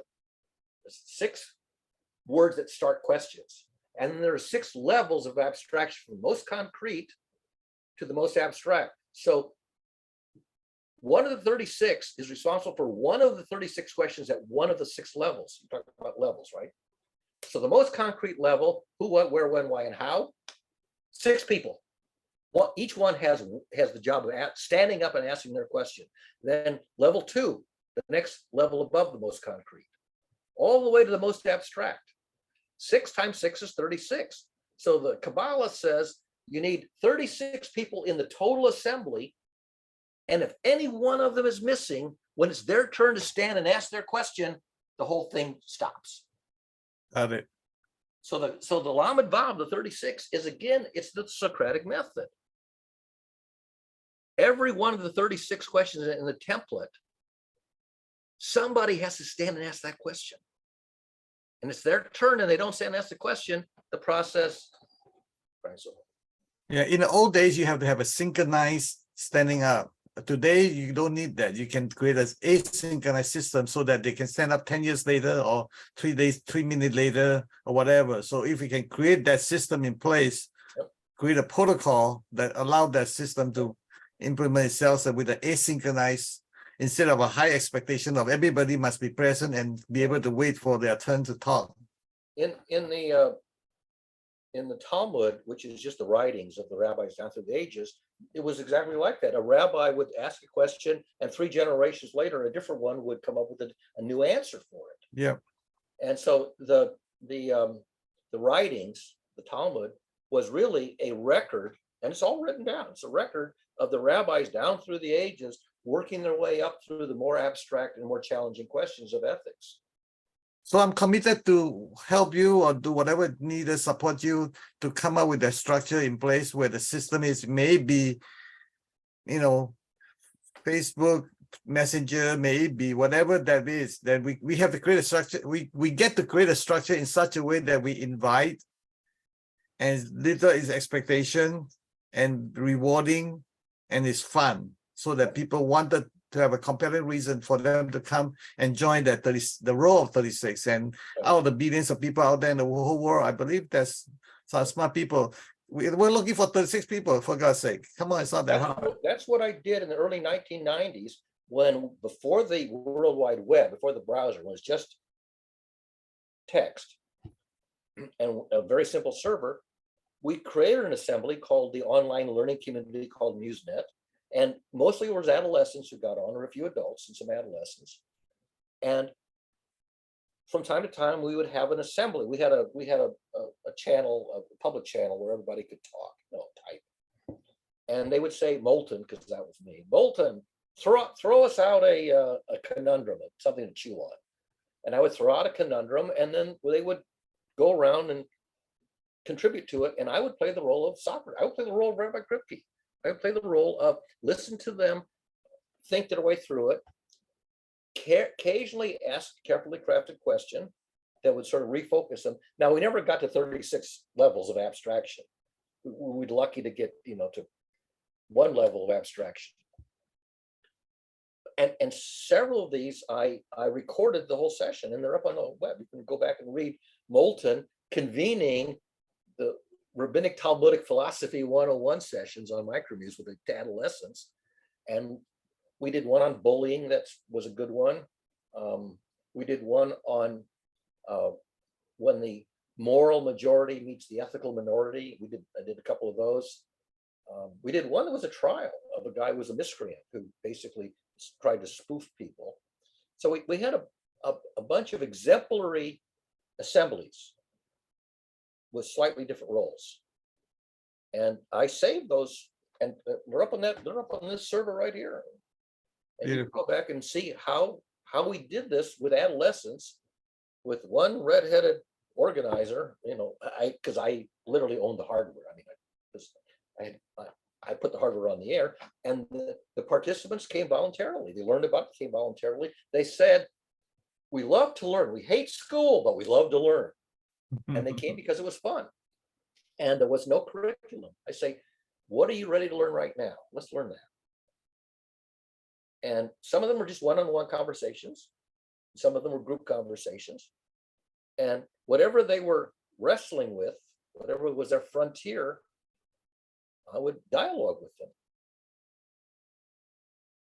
and try to figure out what's the obstacle and what's the missing insight, and get to the aha moment of the insight. I would midwife the epiphany. The maieutic method of Socrates, maieutic is midwife. Attend the birth. You don't cause the baby, you attend the birthing of the baby, but the birthing of the baby comes out of the learner's head. Yeah. They're creating the next level of insight and understanding. And using the Socratic method, or just a conversational process, the Bohemian dialogue, the Socratic dialogue, you enable people to ascend slowly from whatever the current frontier is. And I know that Sam's at a frontier. We're all at frontiers. I like to get to the same frontier together. Then you can have symathesy. Symathesy is where everybody is learning together at the same frontier. If you have different frontiers, this frontier and that frontier, then you really can't have much of a dialogue, because I want to go this way and you want to go that way. So let's set this way. so let's set a goal for ourselves, because unless that's goal, we are going in 10, 20 different directions, which is not the best use of our whatever life we have. We may live forever, God knows. Let's pretend that we can live another 20 years. Let's define a learning community where everybody says, I'm a member of a learning community, and here are my learning goals. Here are my learning frontiers. Okay. Declare your frontier where you're perplexed or confused or a little bit frustrated. Okay. Here are the things that I'm pretty sure are solid. Here are things which I just don't get it all over my head. And here's the interface between what I have solid and what's a little loosey-goosey and what I'm not ready for yet.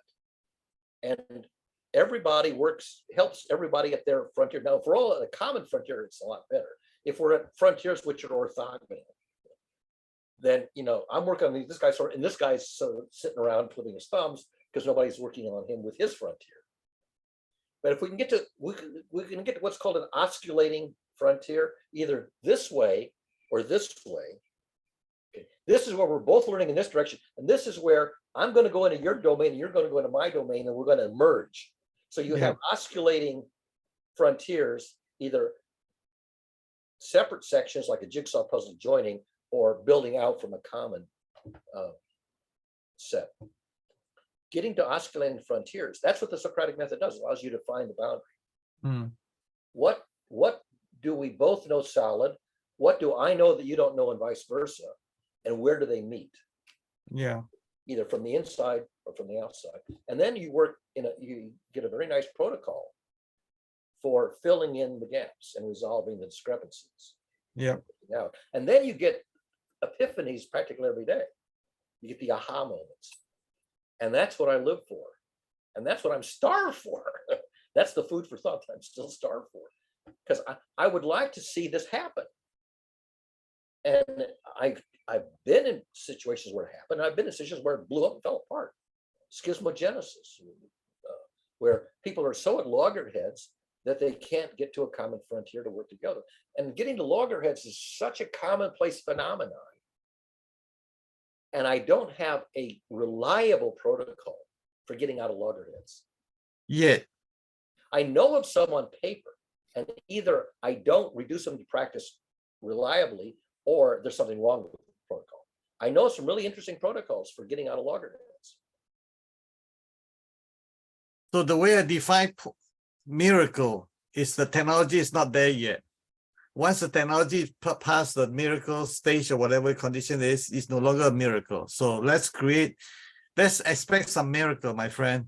I think ChatGPT is a good referee, because you can take two people who are loggerheads and paste the argument into ChatGPT, and ChatGPT will analyze the argument and sort of referee it, and then you paste that back in. So I think that that's a new tool for improving, for facilitating the resolution of loggerheads, disagreements.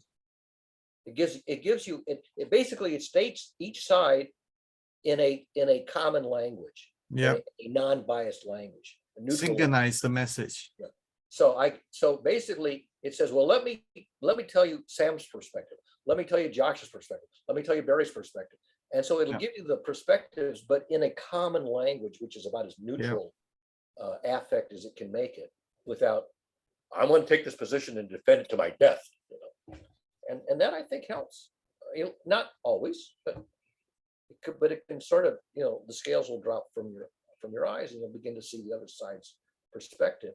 And the other nice thing about it is, I'll say, now replay that as a poem or as a song parody, or as an allegory or a parable or a fairy tale. And so it'll take the same material and it will repackage it in a different modality. Yep. A fable, a fairy tale, an allegory, a parable, a song parody. And by changing the modality of it and making it lighter, sometimes that breaks the ice, breaks the barrier. And I can't see, I know about writing parables. I know about them. I'm not any good at it. It's not easy to write a parable that works. Yeah. Or an allegory or fable or whatever you want to call it. Yeah, funny you say that, Barry. I just this morning actually I sort of have the what do you call it, the enlightenment of like, where the hell that when a message is inserted in a movie, like someone spent $10 million making a movie, the message was so powerful. It's really ran through people's, change the culture and all that stuff. So, and the way I thought about it is that it says so much energy focus into it. That's all the money and all the people work so hard on it, so much focus on it. So it's almost like a nuclear bomb, so to speak. And that can shift things. So like you say, different channel, different perspective, every little variation helps to get the message through the thick skull of us. You have to say the same message in 5 different modalities, or maybe 6 That's right. modalities, so that you hear it, you see it, you taste it, you feel it. Yeah. You have every sense has to get the same message, all aligned, Congruent. And the thing is that here is spoken narrative, but there's also body language and facial expressions, and there's other ways of communicating. And I'm not a big fan of Zoom because I have a listening disability, and I suspect that when I talk, people have a hard time parsing what I say in real time. Yeah. So I'm not a big fan. I'm a much better fan of writing, because you can read it at a slow rate. Even if I can take X time to write it and Y time to read it, they don't have to agree. Speech has to be real time, synchronous. Yeah. So if people talk faster than I can listen, or vice versa. Or so given that condition, what structure do we need so that the structure can be built in such a way that will accommodate what is needed to be accommodated? Multimodality. Now, we do have, besides the Saturday and Sunday Zoom, we also have Sam as the assembler of the groups on Facebook. Then we have Messenger. So we have Messenger, we have the discussion groups, we have Zoom. And one thing that Sam wants is a product, a published product. We don't have a published product. The closest we came to a published product is when occasionally I would write a song parody and publish it. Sam, I think you wrote a paper way back. There are multiple artifacts. Yeah, but the thing is, do they have an audience? Are they just sitting in the archives? Yeah. And so what you want is a presentation which is edutainment. It's interesting, it's succinct, it's entertaining, it has a message, and it's a quality artistic and artful project. I don't think we have ever produced a sufficiently artful project to reach the level of presentation that would say we have a hit product, we have a winner. I don't think we've ever done that. audience, I think, can be found by using another channel that's been popularized, like Reddit. Okay, that's no problem. The things that worries me is that the situation you have with the Wikipedia, I'm trying to make sure that it doesn't happen when we use a different channel. Yeah. I don't know how to do that. I mean, maybe if we made a cartoon, and possibly that new system you gave me is a tool I can use.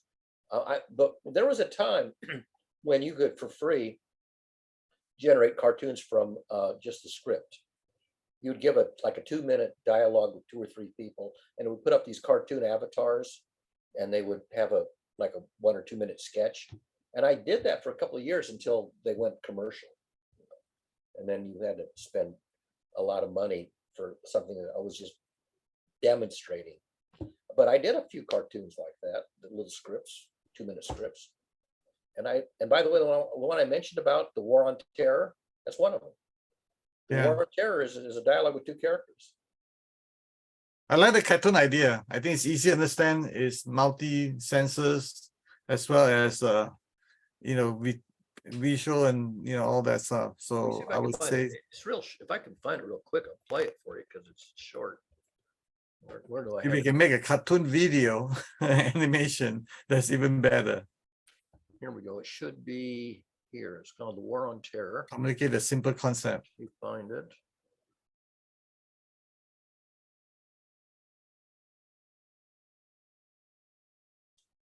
While Barry is looking for that, I can conceive of script GPT, where we say, let's take some good ideas and ask script GPT to create a screenplay that we can turn into a movie. Yep.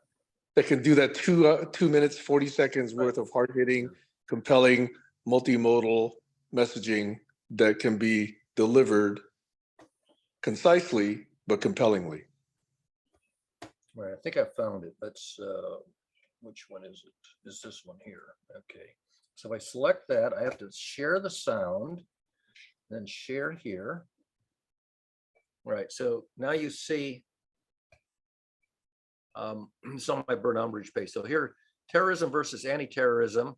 First, and you see there's a little graphic here of okay. I can see it. So here's the text of it. And then here is where I turned it into one of these extra normal was one of the systems. So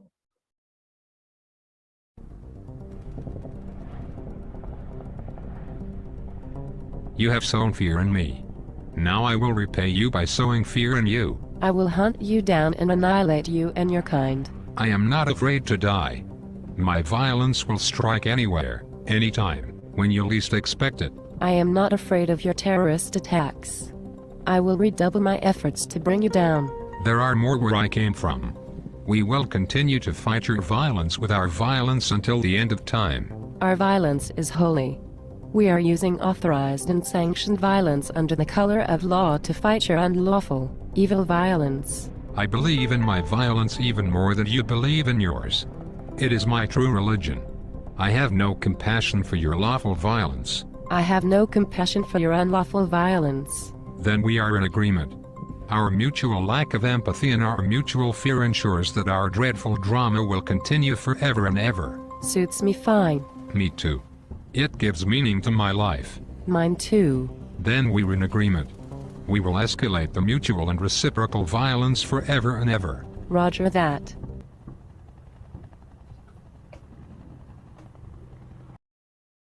So that's an example of write a little script, the oxymoron of the War on Terror. Find a couple of cartoon characters, that was a 2-minute freebie. And I did, I don't know, when did I do that? I don't remember if it has the The only suggestion I have would be, Barry, if I may, is turn it into like a 10-year-old's language, because that message is too deep for most people. Yeah. Well, I'll show you another one. Let me reshare again because there's several of them that come up here. Where's the share department here? Let's over here. It's this one. It's 10 o'clock, by the way. I need to get going. All right. So Yeah. I I actually enjoy this a lot. Can we continue tomorrow? Oh, okay. Anyhow, this one and this one are 2 more that are the same technology.